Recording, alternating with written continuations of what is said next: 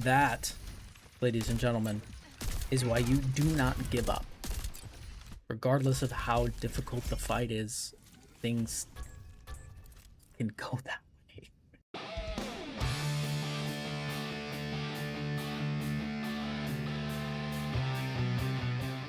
Hello and welcome. I'm Absolute Quality, and welcome to week 2 of the Tank Climb Challenge. If this is your first video of mine, glad to have you. Let's take a quick recap of the rules of this challenge. Rule number 1, I can only play 5v5 ranked. I originally had this as Stadium as well for the 5v5 because I could lock tank, but then I realized I'd have to hold another system of stuff for that. So I said, you know what? We're not going to do that. We're just going to do 5v5 ranked. So 5v5 ranked. That's what I have to play. I have to play tank. Rule number 2, I have to play 5 games a day. Now this is flexible. You're going to see why here in the video, but it is flexible, but mainly that's kind of a goal for me to play at least 5 times every day. Rule number 3 was to establish a strong tank. So I really wanted to get a strong tank choice or a couple strong tank choices to basically help me climb. Easy enough? Good. Let's get into the meat and potatoes. We'll first start off with the rank change. Last week, you'll know, was a bit of a doozy. Started Gold 1, played 46 different games, and ended Gold 1. Well, not this week. This week we started Gold 1, but we ended, drumroll please, Plat 4. A 2-division rank up. I'm super proud of myself. This week was bouncing back and really getting back into the swing of things, and it just made it so much better. Our week high was Plat 3, and our week 1 low was actually just Gold 1. So we actually never went back down below that initial starting point, which was great. I did tell you in the last video that it was going to take a couple of weeks for me to get really sold in there, like literally just to get ready to get back into being a tank, and definitely seeing that this week. So I've got a lot of hope for exactly how far we can actually climb in this series. Now you know my rank up happened. Let's break that down into wins and losses for you. For wins this week, we came away with 26 wins. For losses, we came away with 21 losses. So for a total of 47 games. One more game than last week. I know I said I was going to try to hit 50, but I do have an important announcement to make. I couldn't play on Friday. Boo, boo, I know. I worked all day and then I had to head off to a wedding, and so I spent the entire evening having fun at a wedding, and then I got back at 10:30 at night, 11 o'clock. I had a few drinks. It was just going to be a mess. Definitely didn't want to start a ranked match for sure. For our week's win rate, we came out with a 55%. Way better than the 48% to start our climb in week 1. Again, super proud of my performance this week. But let's break it down by the actual days. Last week, you'll remember, we had a few days where we went 0-5 and 1-4 twice. Super disappointing. This week, that did not happen. Even on the tough days, I held my own.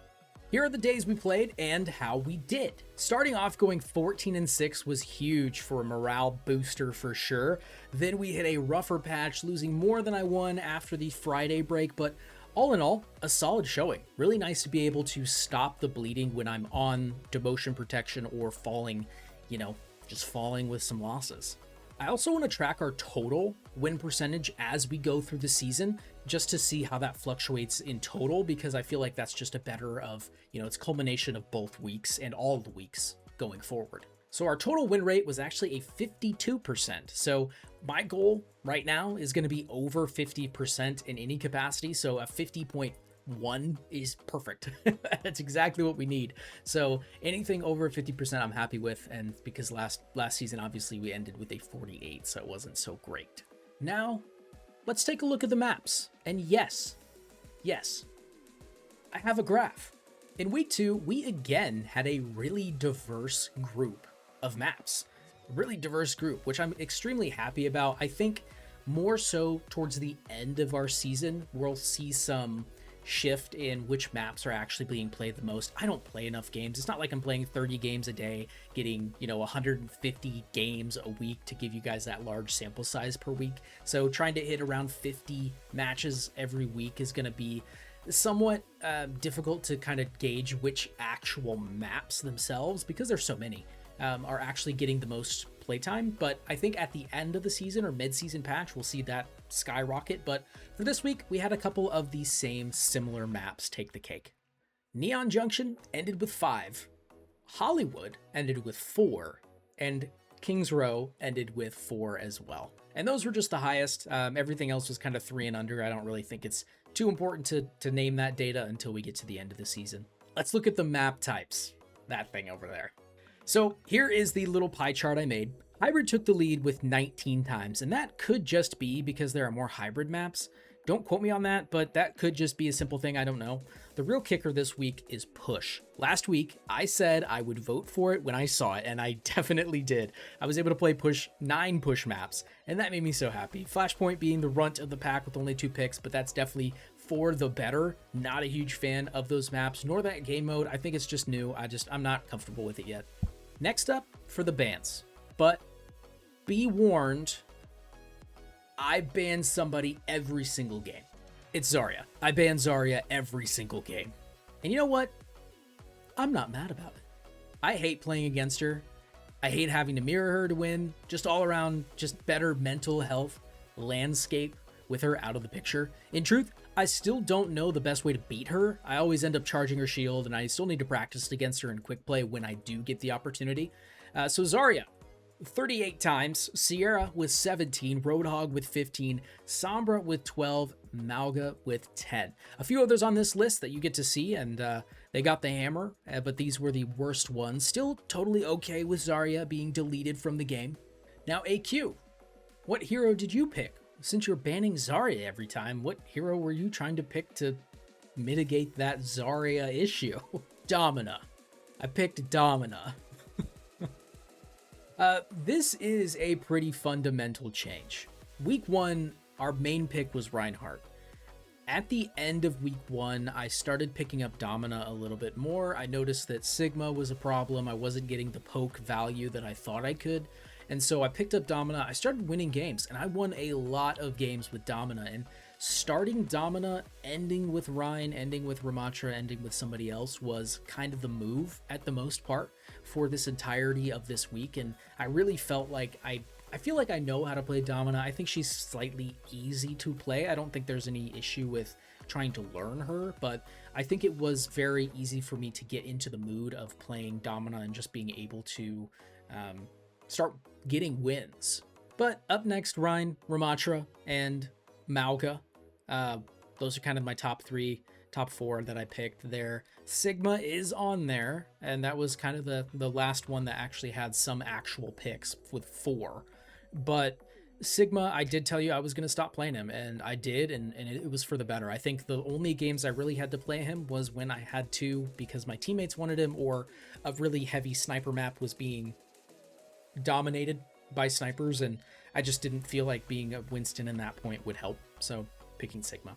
I'm happy with my picks, but like I said, I think I really do need to learn a hero that's going to have some verticality for movement. I think learning a Hazard or a Winston this upcoming week is actually probably a pretty good goal for me to just really get my head into that space of being able to actually do dives and actually get around the map in ways that those other tanks can't. Now, at this point last week, I ended the video. Not ended the video, but pushed it to the closing comments, the learning, the thoughts. But this week, I have two new documents, reports to go over. That first one being division spread. Here's the graph, and let me explain. I tracked how many divisions each game was and totaled up how many times certain division matchups were played. For example, if a game was Plat 5 to Plat 4, it was just a 1 division game. It was Plat 5 to Plat 4. And if it was a Plat 5 to a Plat 1, it was a 4 division game. So Plat 4, 3, 2, 1. And so it was a 4 division game. Hopefully that makes this clear. Let me know in the comments if it didn't. So for the most part with this graph, you can see that our games were mainly placed between 0 and 3 divisions, which is honestly really refreshing. Most games were objectively fair for the lobby as a whole. There was a Rogue 6 in there, and I lost that game, so nice, I guess. But like I said, most games were pretty fair for the lobby. I say for the lobby because this next stat that I tracked is a little bit more individual. There is a key stat in the game that occurs when games are put together for matchmaking. Each player is brought in to make the game as fair as possible with their current rank and percentage of that rank. However, in the effort to find games as fast as the system can, it sometimes has to make some adjustments to place players in lobbies. Now, this is from the dev team and hearing them talk about this. So if you think this is wrong, it's not. Trust me, it's very common knowledge now, I believe. You've seen them before and you get mad or happy every time you see them. We're talking about expected, reversal, uphill battle, and consolation. Now, whenever you see these labels, your team's rank versus the other team's rank, total rank is brought into factor. So the total rank of both teams is brought into this calculation.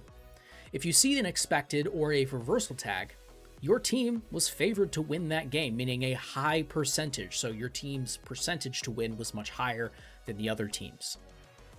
If you see a consolation or an uphill battle, your team was not favored to win, meaning a lower percentage or an unfavorable game, if you will.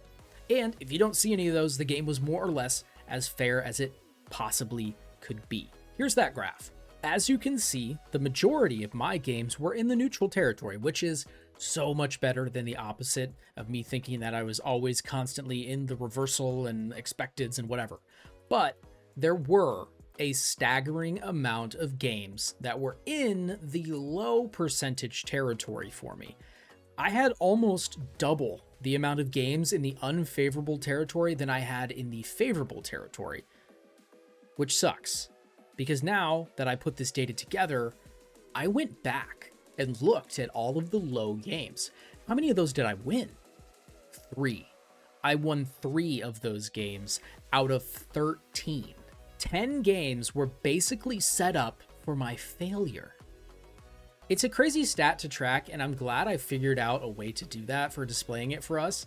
And so I think it's really important. I think it's going to be interesting to see how this kind of works. And maybe this data is a little skewed, and I want to bring this into thought process as well. This data could be skewed with these low percentages because I was performing exceptionally well at a specific time in this game or this week. And this could have possibly led the game to believe, well, maybe this guy actually needs to be much higher than where he is right now. Like, he needs to be way higher in multiple divisions up. And so maybe the game was trying to gauge, okay, well, maybe he's actually decent, so push him in there and see what happens. And that could have been the case. So it maybe could have put me in games where it didn't think were possibly, that fair. But however, if it's putting me in a lobby, in a much higher lobby, the other teams in that lobby should be in some sort of closeness of their division. So it shouldn't hopefully pull it off that bad, but if it was, that could be the case. So that's the data. Let's get on to the closing remarks, our learnings, and our goals for week 3. I learned a few things this week that stood out to me. I need to work on stopping the snowball. You probably all know what snowball is, and it's simply just not being able to catch up after being killed after the original spawn, or after the original fight to begin the game. It just seems like you just keep getting picked and you keep losing and you never really get a foothold back to stop the cart, the payload, what have you.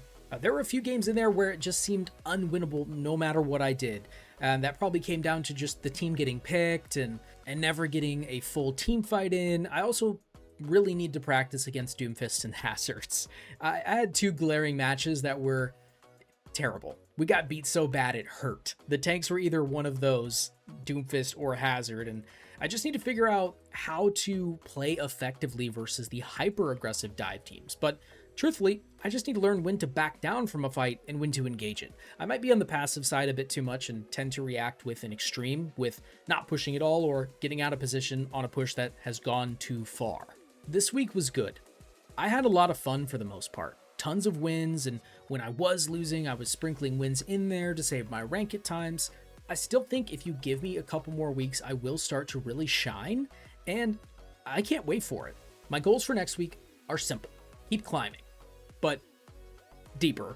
I plan on learning a dive tank. With the holiday, July 4th, I plan to play a little bit, might stream in the morning for you guys, but I'm going to play Thursday night as well, and I'm really going to hone in on some quick play for sure with some of these tanks. I want to practice Winston, I want to practice Hazard, maybe some Diva, just want to practice some of those more mobile tank heroes just to give you guys, some more content, but also to give me just that learning practice that I need while also playing at least a decent couple of games. I think Thursday night we can get probably quite a few good games in, and same with Friday morning. I mean, I plan to play until probably like noon or something, so I'll probably try to wake up and get on and play all morning. So with that comes the end of our video. If you made it this far, take this. It's a digital cookie for your brain to eat. But really, I appreciate you. Hopefully, you're excited for this challenge as much as I am. Hopefully, you're ready to join this journey with me as well. And it started off rough. It's getting better, and I think it's only gonna get better from here. We've made so much progress, and I'm excited to see how far we can push ourselves and really see how far we can actually climb. Thanks for watching. Like, comment, subscribe, do what you gotta do, and I'll see you in the next one.